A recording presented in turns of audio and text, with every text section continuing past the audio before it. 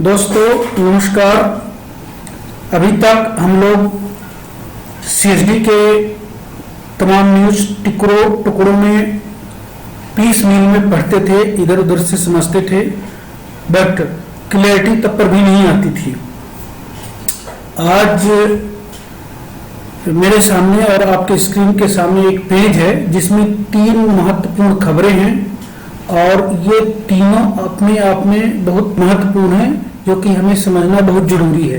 अभी हम सबसे पहले देखते हैं कि जो सीएसडी में हम कार परचेज करते हैं अपने अपनी कैटेगरी के हिसाब से, तो उसमें जो लिमिट है कार परचेज करने की, उसकी लिमिट्स बताई गई है कि पहले क्या था और अभी क्या है। और ये लिमिट जो है तो टैक्स को मिलाकर के नहीं है। आप देखें कि आपकी जो कार है, मान लीजिए 10 लाख की पड़ रही है, तो उसमें 2 लाख का टैक्स है, तो वो टैक्स माइनस करने के बाद जो बचता है वो 8 लाख है। तो आप यहाँ पे देखिए कि जो पीवीआर की जो ओआर की जो कार परचेजिंग लिमिट थी 6 लाख थी, तो अभी 8 लाख कर दी गई है। तो मतलब वो जो ग्राउंड में आपको 10 लाख की कार मिल रही है उसके लिए आप एलिजिबल हैं। इस तरह से इसको समझना जरूरी है। वहीं जेसीओज के लिए 10 लाख की लिमिट हो चुकी है और ऑफिसर्स के लिए 20 लाख की। क्लियर लिखा हुआ कि prices are exclusive of taxes. तो अब बड़ी बात ये आ गई है दोस्तों कि अब जमाना आ चुका है इलेक्ट्रिक व्हीकल परचेज करने का। जगह जगह हर पेट्रोल पंप में इलेक्ट्रिक व्हीकल्स को रिचार्ज करने के लिए व्यवस्थाएं की जा रही हैं। गवर्नमेंट का काफ़ी प्रेशर है। तो अगर वो आप व्हीकल खरीदते हैं तो वो महंगी पड़ती हैं।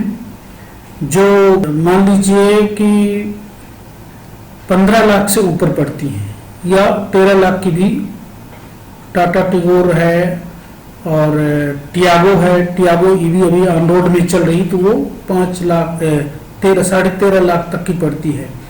तो 8.13 यानी कि आप कुल मिला करके उसके लिए आप एलिजिबल हैं। शुरुआत का वो लिमिटेशन ही है जो ओआर के लिए लागू है।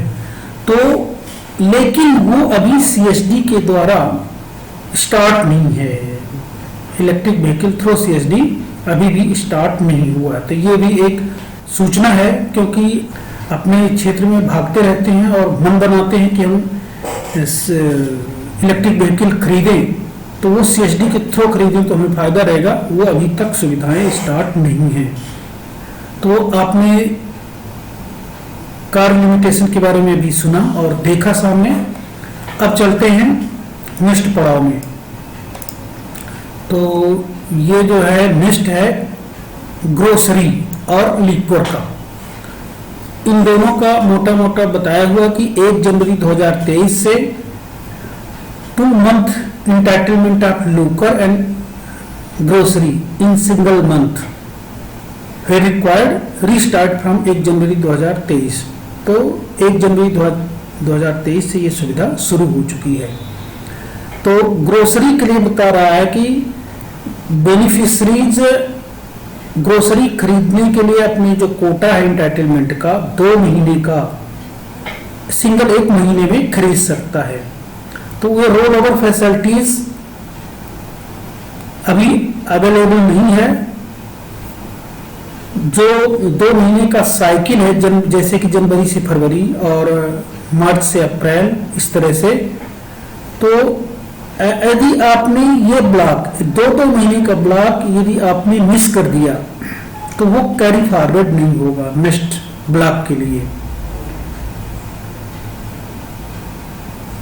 तो आप उस ब्लॉक में, जैसे जनवरी फरवरी का है, तो इसमें आप दोनों महीने का एक बार में आप सामान ले सकते हो, चाहे जनवरी में खरीदो चाहे फरवरी में खरीदो इस ब्लॉक का।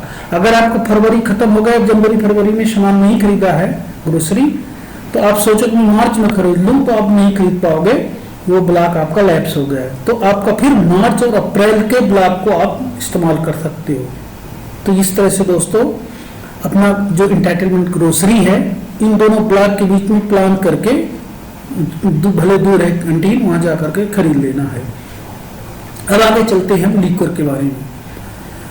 तो जो लिक्वर जिनके लिए लागू है वो जो तो ड्रा कर सकते हैं, चाहे पूरा ड्रा करें चाहे आधा ड्रा करें। नेक्स्ट मंथ का भी ड्रा कर सकते हैं। अभी जो करंट मंथ में इंटाइटलमेंट है वही इंटाइटलमेंट नेक्स्ट मंथ में भी है, तो आप 1 मंथ का करंट मंथ में ड्रा कर सकते हैं। इसमें कोई ब्लॉक का सिस्टम नहीं है, बट यह कि करंट मंथ जो चल रहा है अब उस महीने का इंटाइटलमेंट तो ले ही पाएंगे और अगले मंथ के इंटाइटलमेंट को भी ले पाएंगे। लेकिन अगर आपने मान लीजिए जनवरी का महीना है, खरीदने के लिए आप लिक्वर गए तो जनवरी का भी खरीद सकते हैं, फरवरी का खरीद सकते हैं। लेकिन यदि आपका जनवरी महीना खत्म हो गया, आप फरवरी में जा करके खड़े हो जाते हैं कि मुझे जनवरी का भी कोटा चाहिए और फरवरी का भी, तो आपका जनवरी का लैप्स हो जाएगा। तो यह है एग्जाम्पल के लिए बताया हुआ कि liquor entitlement of February can be purchase in advance in January and March entitlement can be purchase in February and so on. तो अब यही बात को मैंने हिंदी में बताया, आप समझ चुके होंगे। और अब हम चलते हैं आगे। दोस्तों, एक बहुत बड़ी समस्या भी थी और काम था जो एनुअल रिन्यूअल होता था स्मार्ट कार्ड का, वो जो है अब 1 जनवरी 2023 से स्मार्ट कार्ड का जो हमारा लिक्वर कार्ड है, जो ग्रोसरी कार्ड है, अब उसका रिन्यूअल नहीं होगा, वो डिसकंटिन्यू हो चुका है। तो इसके बारे में 1, 2, 3, 4, 5, 6 पॉइंट नीचे दिए हुए हैं, आप देख लीजिए कि 1 जनवरी से 2023 से जो है तो डिसकंटिन्यू हो चुका है। और ऐसी क्रियाविधि जो कार्ड जैसे डिकीज्ड हो गए, जो खत्म मर चुके हैं, अब इस दुनिया में नहीं रहे हैं, तो उनको स्पर्श या पीसीडी के द्वारा डीएक्टिवेट कर दिया जाएगा। और इस संबंध में फॉलोइंग प्रोसीजर्स जो तो कंटिन्यू के द्वारा अपनाए जाएंगे। जो डिमाइज्ड है, इस दुनिया में नहीं रहा, खत्म हो चुका है वेटरन्स, तो नेक्स्ट आप किन को एडवाइज किया जाएगा कि वो नया कार्ड के लिए अप्लाई करें। और फिर नेक्स्ट बता रहा है कि जो कंटिन्यू है वो विडो और नेक्स्ट ऑफ किन जिनके होंगे वेटरन्स के, डिकीज्ड के, उनके लिए स्मार्ट कार्ड बनाने के लिए प्रायोरिटी दी जाएगी और मदद भी की जाएगी। अगला बता रहा है कि विडो हो या नेक्स्ट ऑफ किन हो, सीएसडी के फैसिलिटीज लेते रहेंगे जब तक कि उनका नया कार्ड नहीं बन जाता है, तो उसी कार्ड में वो फैसिलिटीज को लेते रहेंगे। और अगला बता रहा है कि जब आपका नया कार्ड बन जाएगा तो आपका पुराना कार्ड डीएक्टिवेट कर दिया जाएगा। तो दोस्तों, आपने अभी यहाँ पे समझा कि कार खरीदने की जो लिमिट है वो बढ़ चुकी है और ऑथेंटिकेटेड है और ये इसका लेवल है, रेंज है।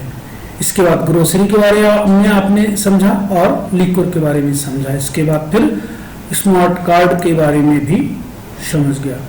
तो दोस्तों, इसमें बड़ी यूजफुल इंफॉर्मेशंस हैं और ये सब तक पहुंचना जरूरी है। सब सैनिक भाइयों को और उनके डिपेंडेंट को मालूम होना आवश्यक है। इसलिए इस वीडियो को आप लोग अपने तक सीमित न रखें, जितने भर आपके कांटेक्ट लिस्ट में हो उन सबको भेज दीजिए ताकि ये इस न्यूज को समझ सकें गहराई से और जहाँ जैसी ज़रूरत पड़ती है उसको इस्तेमाल कर सकें।